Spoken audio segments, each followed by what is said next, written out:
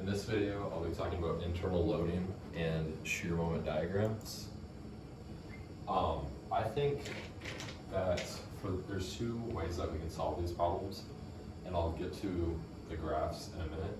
But I think that the graphic approach is easier to do if you're starting with just forces, versus I think it's actually easier to do the equation method if you're starting with any type of distributed load or force that's across something already that isn't just going to be a force arrow when you first get the problem. And I'll get to that in a minute. So, three basic concepts that you need to understand for this. Your force, or your V, always needs to end at zero. So since we're dealing in static, not friction, just static, then nothing is moving, so all of our forces need to be equal to each other by the end. So no matter what our graph does in the middle of here, it always needs to end back at zero in the middle of ours. Okay? Next concept is you always need to start solving the problem by finding global equilibrium, or by understanding where all the forces are acting at when you're first given the problem. So, for example, if we're just given a beam and we know that there's force acting in the middle of it somewhere, but there's connecting pins, we need to be able to understand what the forces are from those connecting pins in order to understand where all the forces are acting at in this. We need to know all the forces that are acting on whatever we're looking at before we can start to draw anything for them. That's our second concept. The third is our order of graphs. This kind of goes back to calc. So if you're starting with just a force, then your next step is going to just be a constant. After that graph, take the derivative of it again. Then you have a slope. Take the derivative of that, or your next graph down. Then you have squared. Take the derivative of that, and the next one down. Then you have cubed. Okay?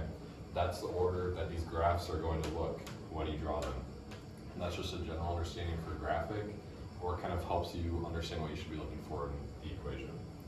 So, as I said earlier, graphic I think is easier if you're just starting with forces.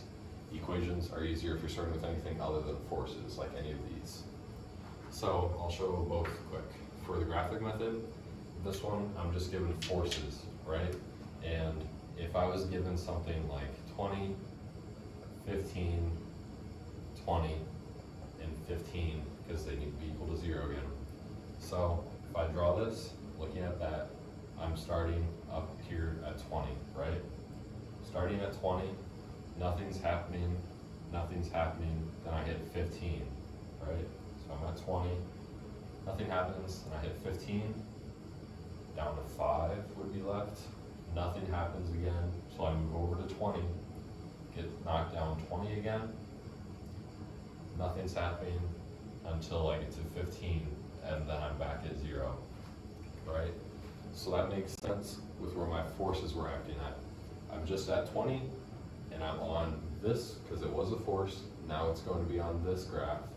It's straight across until something else happens. I'm simply changing by that number to get to this next line, changing by that number again to get to that next line. The only time I'm changing that is when I'm switching between something that's happening, or identifying my points of change, okay? Then, if I'm given something like this, and I'm with just the straight lines, if I'm just at the straight lines, then I need to have the slope with it next, okay? So, say I'm starting at 20 again, and now I'm gonna need to get down to 5, right? I'm simply going straight down, looking at that, okay? Then I'm going to need to be at negative 15 again, right? Might be a different slope, but I'm still following. I should have drawn this a little bit different, but I'm trying to show that my slope might be changing. I'd draw that any better. That the slope might be changing, but that it's still following the same order, that it's just a slope now, okay? Then nothing's happening until I get back to 0, like that, okay? That would be the general moment that is happening across these, okay? I think this is easier again for the first steps, but I find the equation method makes a lot more sense to me. So the equation method is you're just trying to find the equation of any of the slopes that are happening on here, right?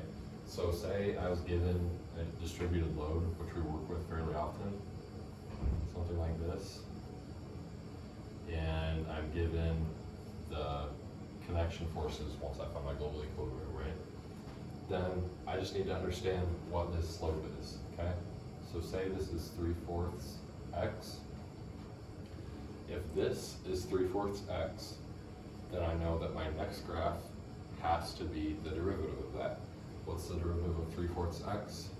3/8 x squared, okay? And I need to know what these are. Say this is 10 and this is 20. So I'm starting up here at 10. Then I'm gonna have a parabola that goes to -20, where my 20 force brings it back up to 0 again, okay? So I know I either need to have something like this or something like this, because I'm just following the parabola order, okay?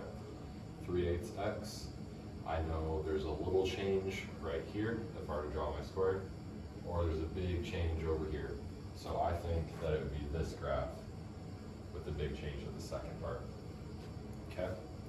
Then, if this was my x squared, I need to do the derivative again, down to x to the third, okay? So if I had 3/8 x squared, I need to take the derivative of it again to get to 3/24 x cubed, okay? But I'm leaving something out when I'm just doing this part, right? Because see how I started at 18 up here, and now I'm gonna be somewhere else down here? It makes sense. The first part of this, internal loading. If you look at our other video and remember how we did internal loading, when we split, if this was my whole graph, and I split it down the middle, I'm always gonna have my N, M, and V, right? Sorry, I said that wrong again. N, V, and M, okay? If we can actually solve for V, that's exactly what this curve is going to be. If we can solve for M, that's exactly all this curve is going to be. So once again, if I said that this was 10 and this was 20, that's not going to be exactly right after I split it. But if there's 10 over here and some force that's going to be acting on my triangle, and I can solve for my V, then I know exactly what this is going to look like, okay? So I don't have numbers, this would be a little bit easier with numbers, but if we solve it exactly like we would for internal loading or for moments, then I can show you guys exactly that we'd be starting with 18, and then we'd have something x squared by the time we take the slope of this, right? That is what this first one would look like. Or if I went down here and I started solving for moments, you guys can see that if I broke it right here, right, and this is my n, then I'd have something like this x. I might have 10 times x, if I'm solving for the moment right here, as we would in internal loading. I'm going to have 10x here, and then some force from the distributed load. So I'd call that some force, and my force is already dependent on my x. And I'm going to take this distance of x again, right? 1/3 x, okay? That was already my x squared from this graph. Then I'm going to have x to the third with a number out front here, 10x, okay? So this would have been make a little more sense if I had numbers to begin with.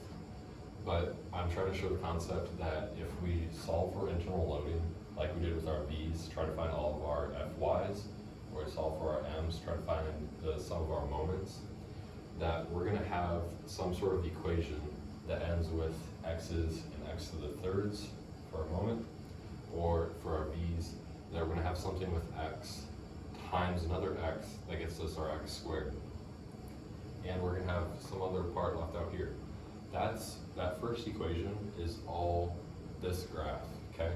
So it's just taking our internal loading, our MV and N, and leaving those as the equations with x, and that that's what goes into our graph, okay?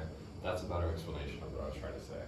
So again, we solve for our MV and N and leave those with all of our X's instead of trying to plug anything in yet. Or solve for anything, we're just gonna leave it as X, as this distance, and that's where we get these graphs from, okay? So if I started with something like this, then I'll have 10x plus something x to the third. So I might have start here, curve up, and then something to the third where it's gonna curve down differently than it curved up, because it's not just to the squared anymore, okay?